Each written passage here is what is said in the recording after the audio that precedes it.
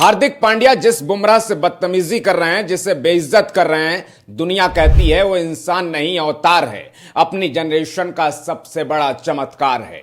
और अगर हार्दिक को नहीं पता कि ऐसे टैलेंट को कैसे ट्रीट किया जाता है तो पांड्या को कहीं और जाने की जरूरत नहीं है। डगआउट में वो इंसान बैठा है जिसने ड्रेसिंग रूम से ऑन फील्ड एक्शन तक प्लेयर्स को बेस्ट माहौल देने, उनका बेस्ट निकलवाने में पीएचडी कर रखी है। और यह सिर्फ कहने की बात नहीं है, क्योंकि उसने टीम इंडिया को 3 साल की कैप्टेंसी में 2 बार आईसीसी चैंपियन बनाया, 8 साल में एमआई को 5 आईपीएल ट्रॉफी दिलाई। तो कुछ तो ऐसा होगा जो वो सही करता होगा। आखिर ऐसा क्या है कि खिलाड़ी भरे स्टेडियम में उसकी गालियां खाकर भी मुस्कुराते हैं और शिद्दत के साथ अपने मिशन में जुट जाते हैं? मैं बताता हूं। इसके लिए सबसे पहले आपको अपने ईगो की बत्ती बनानी पड़ती है। जो जिस नेचर का है, जो जिस स्टेचर का है, उसको वैसे ट्रीट करना पड़ता है। और यह सीखने के लिए पांड्या को बस एक बार नजर उठाकर देखने की जरूरत है, क्योंकि एमआई के डगआउट में ही वो चलता फिरता स्कूल बैठा है। और इसका सबसे बड़ा सबूत यह है कि हार्दिक पांड्या जिस बुमराह को देखकर फ्रस्ट्रेट हो गए, उसी बुमराह ने रोहित के अंडर अपने करियर की बेस्ट परफॉर्मेंसेस दी हैं,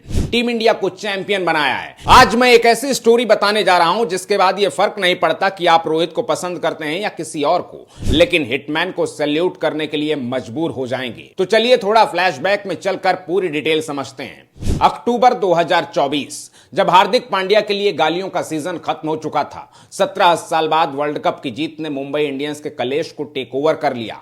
रोहित, बुमराह, सूर्या, हार्दिक देश के लिए सबसे बड़े हीरो थे।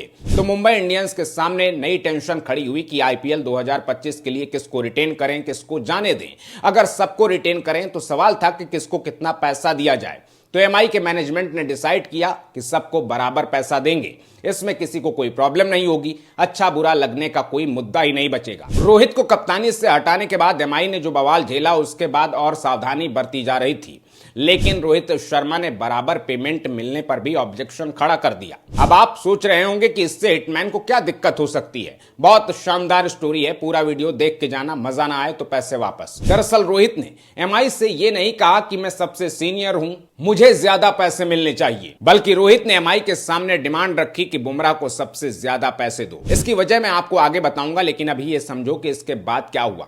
रोहित की डिमांड सुनकर एमआई मैनेजमेंट सोच में पड़ गया कि आखिर बुमराह को कितने पैसे दें। हार्दिक कैप्टन है और सूर्या टीम इंडिया के कैप्टन, उनके साथ क्या किया जाए। तो रोहित ने कहा, इतना लोड मत लो भाई, मेरे पैसे कम कर दो, बुमराह को सबसे ज्यादा पैसे दो और मुझे सबसे कम। मुझे कोई प्रॉब्लम नहीं है और शायद बाकी लोगों को भी नहीं होगी। रोहित के प्रपोजल के बाद एमआई ने बुमराह को सबसे ज्यादा 18 करोड़ रुपए में रिटेन किया, हार्दिक और सूर्या को 16 करोड़ 35 लाख और रोहित को 16 करोड़ 30 लाख।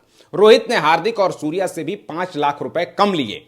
रोहित ने एमआई मैनेजमेंट को समझाया कि इस वक्त बुमराह देश के सबसे इंपॉर्टेंट प्लेयर हैं, बुमराह के सामने मुझसे बहुत लंबा फ्यूचर है। तो ये मैसेज बुमराह को मिलना चाहिए कि हम हर लेवल पर उनकी वैल्यू करते हैं, उनकी इज्जत करते हैं। हार्दिक और सूर्या से कम पैसे लेने का फैसला रोहित ने इसलिए किया क्योंकि दोनों के मन में कोई सवाल ना आए, दोनों को लगे कि अगर सबसे सीनियर होकर रोहित कंप्रोमाइज कर सकते हैं तो हम लोग क्यों नहीं कर सकते। रोहित को इस फैसले से करीब 70 से 75 लाख रुपए का नुकसान हुआ, लेकिन रोहित का विजन क्लियर था कि मैं अगला वर्ल्ड कप नहीं खेल रहा हूं, बट बुमराह खेलेगा, वो इंडियन क्रिकेट की बैकबोन है। और 2026 के वर्ल्ड कप में बुमराह ने यह बात फिर साबित की, तीनों फॉर्मेट में कंट्रीब्यूट करने वाला, हम्बल रहने वाला, देश में बुमराह से बड़ा कोई स्टार नहीं है। ये स्टोरी क्रिकेट की आवाज कहे जाने वाले फेमस कमेंटेटर हर्षा भोगले ने सुनाई तो इमोशनल हो गए। हर्षा ने कहा, रोहित के साथ एमआई ने क्या किया, एमआई में क्या चल रहा है, उससे हमें मतलब नहीं है, लेकिन जो रोहित ने किया है वो कोई दूसरा प्लेयर नहीं कर सकता। अब ये बताओ, इसके बाद भी बुमराह रोहित की कप्तानी में परफॉर्म नहीं करेगा तो किसकी कैप्टनसी में करेगा।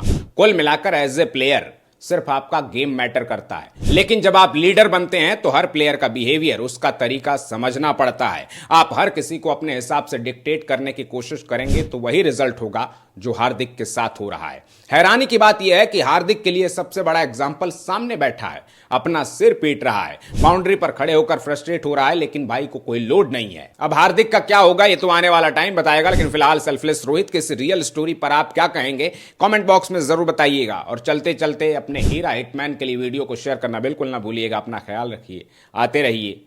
जय हिंद।